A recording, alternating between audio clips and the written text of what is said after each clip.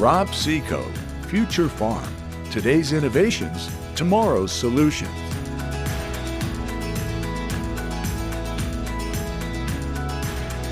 Today we're going to talk about soybean seed treatments.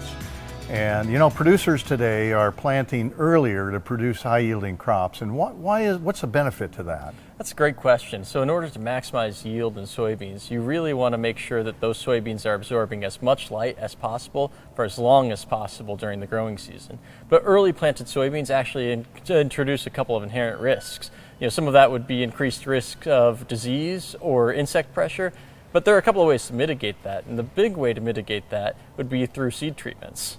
So what we're looking at now for seed treatments is a combination of fungicides, insecticides, and biologicals, specifically microbes, that can help the soybean in early planted situations. Nowadays, what we're seeing are newer and newer seed treatments and fungicides coming to market that help control those diseases that are most prevalent early in the season. Most people think a lot about Phytophthora and Pythium. And so if you were to look at some of the new treatments and fungicides that are on the market today, one of the big ones is Picarbutrizox, which would be a seed treatment, a fungicide, that is really, really effective at controlling Pythium.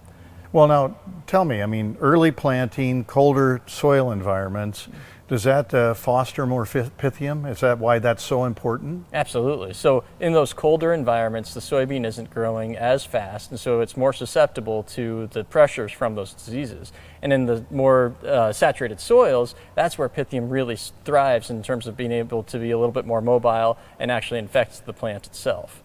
You know, in addition to planting earlier, farmers are also planting fewer seeds per acre. Now, why is that, Jim? No, that's a great point. You know, in the systems approach to improving yields overall, soybeans in general have been bred for better emergence characteristics, and actually fewer plants per acre allows that soybean plant to really branch out, put on more nodes, put on more pods per plant, and then also you're reducing the density and better airflow between plants and reducing pressure of diseases like soybean white mold in the future. But by planting fewer seeds per acre, you really have to protect that investment of those seeds and make sure you get at least a minimal stand of somewhere between 90 and 120,000 seeds per acre, which would be optimal depending on spacing. And so seed treatments really help protect and maximize that seed that you put in the ground into what turns into your final stand establishment.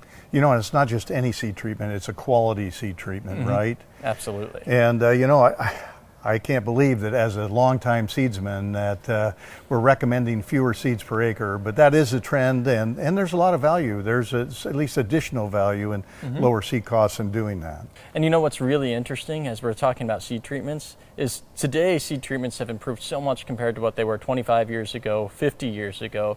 But as we look forward in terms of what's coming, we're going to see newer and newer seed treatments with additional biologicals, fungicides, and maybe even brand new ways of applying that treatment to the seeds. Maybe it won't be on the seed itself, but maybe come right at the planter or as it goes into the planter box. You know, and that's a topic we're going to talk about in another segment later on, right? That's exactly right. Yep, will be interesting, very interesting.